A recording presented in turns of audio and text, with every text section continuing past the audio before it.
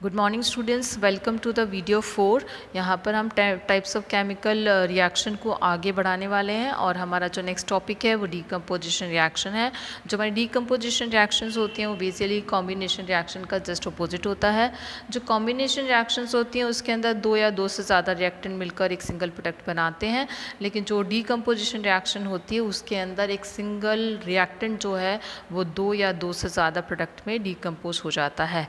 लेकिन अगर हमें डीकम्पोजिशन करवाना है तो हमें उस सब्सटेंस को एनर्जी देनी पड़ती है। एनर्जी जो होती है वो तीन फॉर्म में होती है। सबसे पहली जो टाइप होती है दैट इज़ हम हीट के फॉर्म में देते हैं, सेकंड कंडीशन में उसको हम इलेक्ट्रिसिटी के फॉर्म में देते हैं और थर्ड कंडीशन में हम उसको सनलाइट के फॉर्म में देते हैं। यानी कि हम ये कह सकते हैं कि जो डीकम्पोजिशन रिएक्शन होगी वो तीन तरह की होगी। तो जो पहला पार्ट है यानी कि अगर हम हीट के फॉर्म में ही एनर्जी को सप्लाई कर रहे हैं तो उसको हम थर्मल डीकम्पोजिशन कहते हैं। और थर्मल डीकम्पोजिशन को समझने के लिए हमें एक्टिविटी 1.5 को समझना पड़ेगा। यहाँ पर हम क्या चीज़ इस्तेमाल करें, हमारे पास में जो है 2 ग्राम जो है वो फेरस सल्फेट है। नॉर्मली जो हमारा फेरस सल्फेट होता है वो इस तरीके से ग्रीन कलर के जो है ग्रैनुल्स होते हैं। इस तरीके से हमारे फेरस सल्फेट के ग्रैनुल्स होते हैं।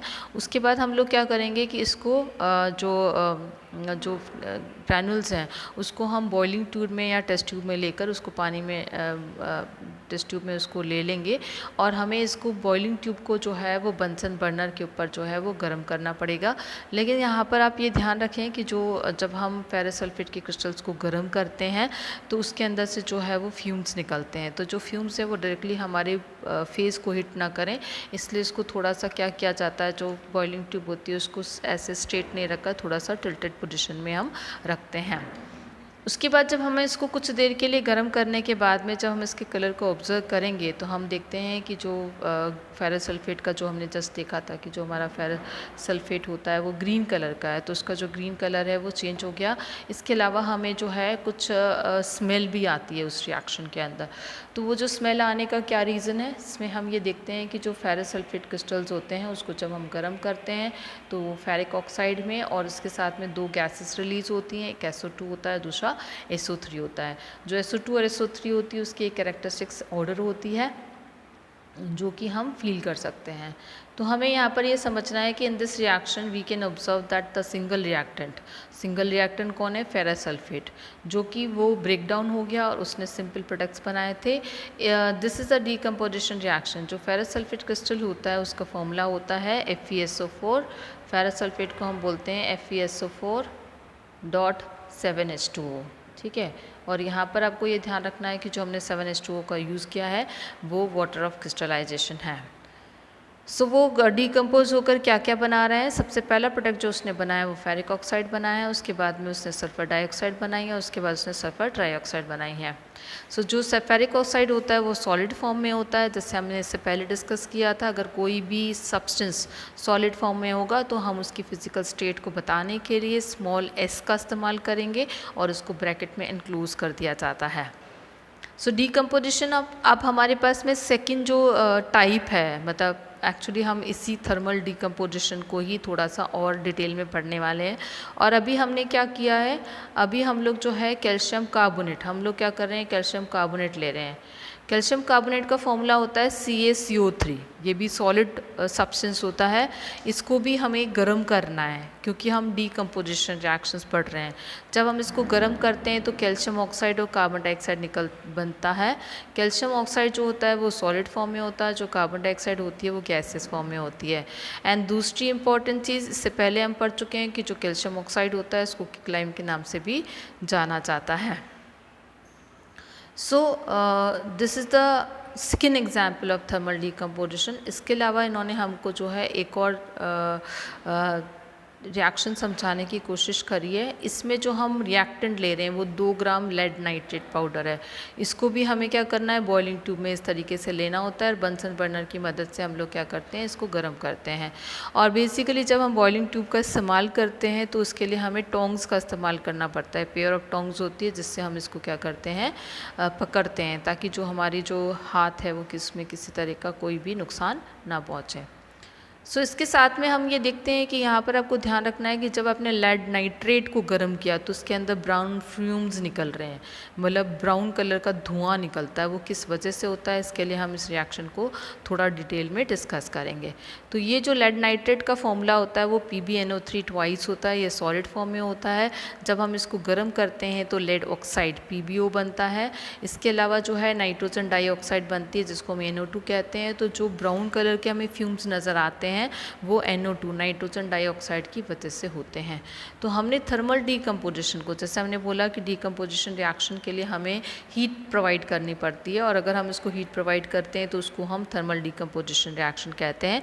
तो हमने 3 एग्जाम्पल की मदद से इसको समझने की कोशिश करी। अब नेक्स्ट टाइप का जो डीकम्पोजिशन होता है वो हमारा इलेक्ट्रोलाइसिस कहलाता है। तो इसके लिए हमने यहाँ पे इलेक्ट्रोलाइसिस ऑफ वाटर को लिया है। इलेक्ट्रोलाइसिस ऑफ वाटर में हम लोग करते क्या है कि इसके अंदर हम लोग क्या करते हैं, एक प्लास्टिक का मग कर लेते हैं और उसके नीचे जो है 2 होल्स बना दिए जाते हैं, और इसके अंदर क्या करते हैं हम रबर स्टॉपर लगा देते हैं ताकि पानी इसके अंदर से लीक ना हो। और इसके बाद इसके अंदर जो है इसके अंदर जो है कार्बन के इलेक्ट्रोड्स को इंसर्ट कर दिया जाता है, और इसको हम 6 वोल्ट की बैटरी से कनेक्ट कर देते हैं। इस मग को हमें पानी से भरना पड़ता है, इस तरीके से भरते हैं ताकि ये जो इलेक्ट्रॉन्स है इसमें पूरी तरीके से कम्प्लीटली इमर्स्ड रहें।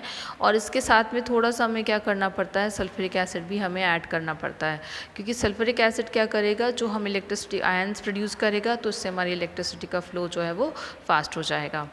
उसके बाद हमें 2 टेस्ट ट्यूब लेनी होती है, उसको हम कम्प्लीटली पानी से इस तरीके से फिल कर लेते हैं। जो हमारी टेस्ट ट्यूब होती है उसको हम इस तरीके से पानी से फिल कर लेते हैं, और उसको उसके बाद इसके माउथ को जैसे इस तरीके से थंब से प्रेस करके इसको इलेक्ट्रोड्स के ऊपर जो है इन्वर्टेड पोजीशन में इसको लगा दिया जाता है।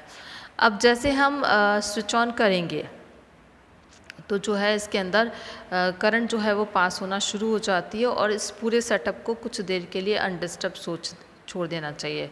अगर हम थोड़ी देर बाद में हम ऑब्ज़र्व करेंगे, यहाँ पर आपको ये ऑब्ज़र्वेशन ध्यान में रखनी है कि जब हम यहाँ ऑब्ज़र्व करेंगे तो यहाँ पर जो है हमको बबल्स नज़र आएंगे, क्योंकि यहाँ पर 2 गैसेस प्रोड्यूस होने वाली, एक हाइड्रोजन और दूसरी क्या होगी, ऑक्सीजन। तो ये जो हमारा वाटर के लेवल के ऊपर का जो स्पेस है वहाँ पर हाइड्रोजन और ऑक्सीजन गैसेज जो है वो कलेक्ट होना शुरू हो जाती है। सबसे इम्पॉर्टेंट चीज़ है कि जो ऑक्सीजन होती है वो एनोड पे कलेक्ट होती है, और जो हाइड्रोजन होती है वो कैथोड पे कलेक्ट होती है, because of this their electropositivity and negativity. तो हम यहाँ पर ये भी देखते हैं कि जो हाइड्रोजन का जो वॉल्यूम है वो ऑक्सीजन के वॉल्यूम का डबल है, और वो क्यों होता है वो भी हमें इस टॉपिक में डिस्कस करना है। इसके लिए हम क्या करते हैं, बैलेंस इक्वेशन लिख लेते हैं। जो हमारी बैलेंस इक्वेशन होगी उसके अंदर क्या हो जाएगा कि जो हमने पानी को डिकम्पोज किया, इलेक्ट्रोलाइसिस किया है, तो उससे हाइड्रोजन और ऑक्सीजन मिल रही है। जब हाइड्रोजन और ऑक्सीजन मिलती है तो आपको उसको क्या करना पड़ेगा, आपको उसको बैलेंस करना पड़ेगा। बैलेंस करने के लिए हम लोग क्या करते हैं, यहाँ पर 2 लगा देते हैं, यहाँ 2 लगाएंगे तो यहाँ पर भी 2 लगाएंगे। तो अगर हम इस इक्वेशन को अगर ऑब्जर्व करते हैं तो हम यहाँ देखते हैं कि यहाँ पर हाइड्रोजन का जो वॉल्यूम है वो ऑक्सीजन के वॉल्यूम से डबल है। इसलिए हमें जब कभी भी वाटर का इलेक्ट्रोलाइसिस होता है और हाइड्रोजन ऑक्सीजन गैस प्रोड्यूस होती है तो हाइड्रोजन का वॉल्यूम हमेशा ऑक्सीजन के वॉल्यूम का डबल होगा। अब हमारे पास जो लास्ट टॉपिक रहता है डीकम्पोजिशन रिएक्शन के अंदर वो हमारा फोटोलाइटिक डीकम्पोजिशन है। इसको हम फोटोलाइटिक डीकम्पोजिशन क्यों बोल रहे हैं, क्योंकि हम इसको सनलाइट की प्रेजेंस में क्या कर रहे हैं, सब्सटेंस को डीकम्पोज कर रहे हैं। और इस एक्सपेरिमेंट के अंदर हम क्या करते हैं, चाइना डिश। चाइना डिश जो है मेरे पास अवेलेबल है, मैं आपको दिखा देती हूँ। इस तरह की एक डिश होती है जिसको हम चाइना डिश कहते हैं। चाइना डिश के अंदर जो है हमें सिल्वर क्लोराइड लेना है। सिल्वर क्लोराइड क्या होता है, AgCl, और इसका फॉर्मूला यहाँ पर लिखा हुआ है। तो हम 2 ग्राम सिल्वर क्लोराइड को लेंगे और इसको हमें कुछ नहीं करना है, इसको हमें धूप में थोड़ी देर सनलाइट में जो है इसको छोड़ देना है। तो हम ये देखेंगे जो सिल्वर क्लोराइड है वो डिकम्पोज हो जाएगा, और जो है हमें ग्रे कलर का जो है सिल्वर का पाउडर जो है मिल जाएगा। इसके साथ में जो क्लोरीन गैस रिलीज़ होगी वो एटमॉस्फेयर में चली जाती है। तो इस तरीके से अगर हम सनलाइट का इस्तेमाल करके अगर किसी सब्सटेंस को डिकम्पोज करते हैं तो उसको हम फोटोलाइटिक डिकम्पोजिशन कहते हैं। इसके बाद हमारे पास में सिल्वर ब्रोमाइड आता है। सिल्वर ब्रोमाइड और सिल्वर क्लोराइड का जो डिकम्पोजिशन है वो ऑलमोस्ट सेम ही है। सिल्वर जो ब्रोमाइड होता है उसको हम AgBr कहते हैं। इसको भी हम सूरज की रोशनी में कुछ देर के लिए छोड़ देते हैं तो ये सिल्वर और ब्रोमीन में कन्वर्ट हो जाता है। जो ब्रोमीन होता है वो एक नॉन मेटल होता है और लिक्विड स्टेट में होता है, लेकिन यहाँ पर हमें उसकी गैसेस फॉर्म मिल रही है। एंड सबसे इम्पॉर्टेंट चीज़ जो है कि यहाँ पर जो हमने सिल्वर क्लोराइड और सिल्वर ब्रोमाइड का जो इस्तेमाल किया और जिन रिएक्शन को समझा, इनकी एप्लीकेशन होती है। जो पुराने टाइम में जो ब्लैक एंड वाइट फोटोग्राफी हुआ करती थी, इनमें इन दोनों कंपाउंड्स का इस्तेमाल किया जाता है। सो हम ये कह सकते हैं कि जो डिकम्पोजिशन रिएक्शन होती है वो उनको एनर्जी की ज़रूरत पड़ती है। जो एनर्जी है वो हीट, लाइट या इलेक्ट्रिसिटी के फॉर्म में हो सकती है। एंड दूसरी इम्पॉर्टेंट चीज़ कि अगर रिएक्शन जो है जिसके अंदर हीट को एब्जॉर्ब किया जाता है, इसको एंडोथर्मिक रिएक्शन कहते हैं। यहाँ पे आपको एंडोथर्मिक रिएक्शन की भी डेफिनेशन भी जो है वो मिल जाएगी। तो इसके साथ ही इस वीडियो के अंदर जो है हमने डिकम्पोजिशन रिएक्शन को डिटेल में स्टडी किया है। वो 3 तरह की होती है: thermal decomposition, electrolytic decomposition and photolytic decomposition, और उसके एग्जांपल्स भी डिस्कस करे थे।